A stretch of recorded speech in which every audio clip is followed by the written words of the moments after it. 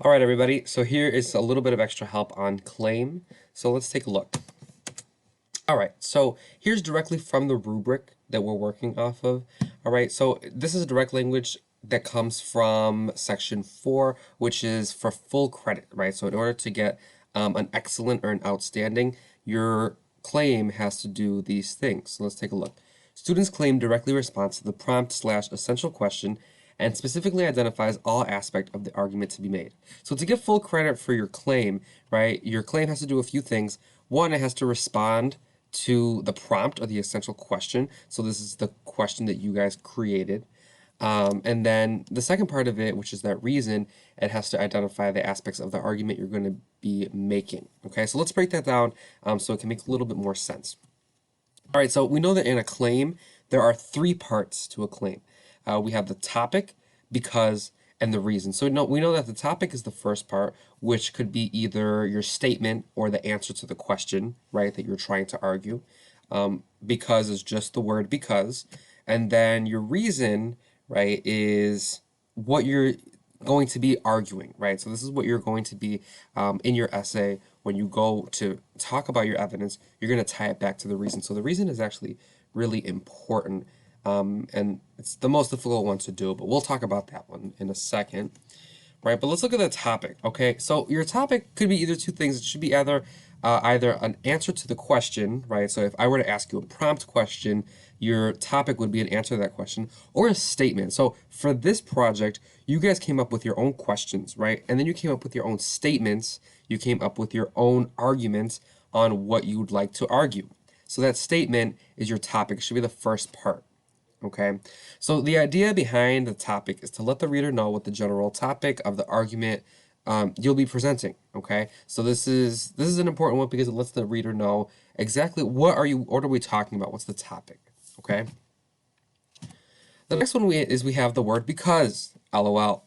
But this is actually just important. It's more than just one word, right? It's important because it implies that you'll be arguing a specific reason, right? You can't have a good claim without the word because. Why? Because you need to have a reason, right? So if your statement in your topic, right, you're making a statement, okay, you have to give your reason for that statement, which means that you need to include the word because so that we know that you are having an argument with a reason for it.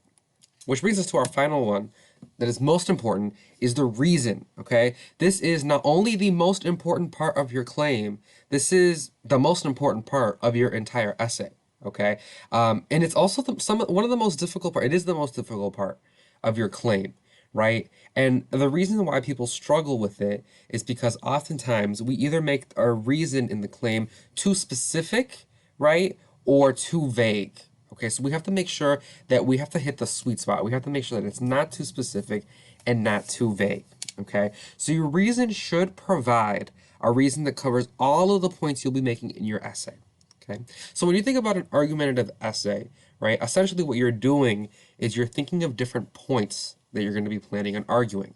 Okay, so whether it's 3 points and you're doing a 5 paragraph essay, or you're doing 2 points, or you're doing 6 points, whatever it may be, you're having all these different points, right, that you're backing up with evidence and you're explaining them. You're explaining what the evidence is and how it ties back to your reason. All right. Your reason should cover all of those points. Okay, so anything that you're planning on arguing, right, you have to try and find what I like to call the common thread, right? Something that all of your points, right, can tie together that you could put in one statement. Because if you look at this last one here, right, the reason is the core of your essay. Each point you make will come back to support and explain the reason, right? So if you're writing an essay about why soccer is the best sport, right?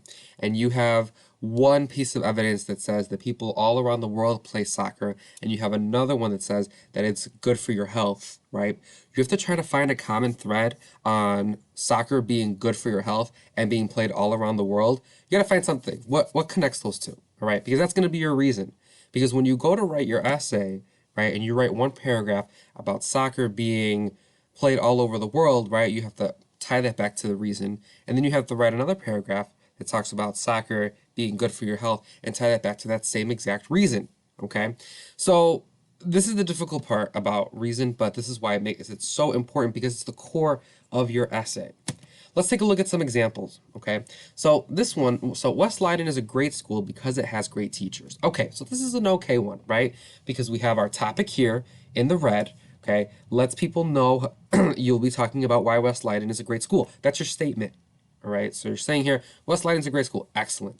Then we have the word because, which in this case lets readers know you'll be arguing a reason on why you think West Leiden is a great school. Okay, excellent.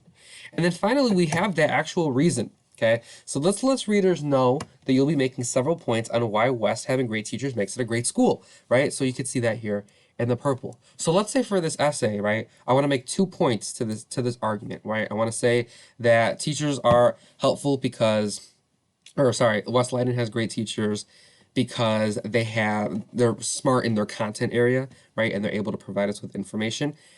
Boom, have that one, tie it back. That makes West Leiden have great teachers, which in turn makes them have a great school. And then another one that I could say is we have great teachers because they care about us outside of the classroom as well. Boom, we say that makes us have great teachers, which in turn makes us have a great school. Either way, you want to tie it back to how whatever that point is that you're making, right, in your essay, tie it back to the reason which supports your claim, your entire claim. Okay? Let's take a look at this last one here. Hot Cheetos are the best chip because they are more unique than other chips. Okay. So your topic here in the red lets readers know how you'll be arguing about why Hot Cheetos are the best chip. Okay, great. That's your statement. Hot Cheetos are the best. The word because lets readers know that you'll be arguing a reason on why Hot Cheetos are the best. And then your actual reason is that you're letting the reader know that you'll be making several points and explaining why Hot Cheetos being unique makes them the best chip. Right? So maybe you have one paragraph about their color. Maybe you have another paragraph about their crunch. Maybe you have another paragraph about their flavor. Either way you want to do it, right? You're going to tie it back to how them being unique, right, makes them the best chip. Okay? So whatever way you want to, however you want to make your argument, right, you just have to make sure that you are consistently tying back your evidence, right, and explaining how it supports this claim. Okay?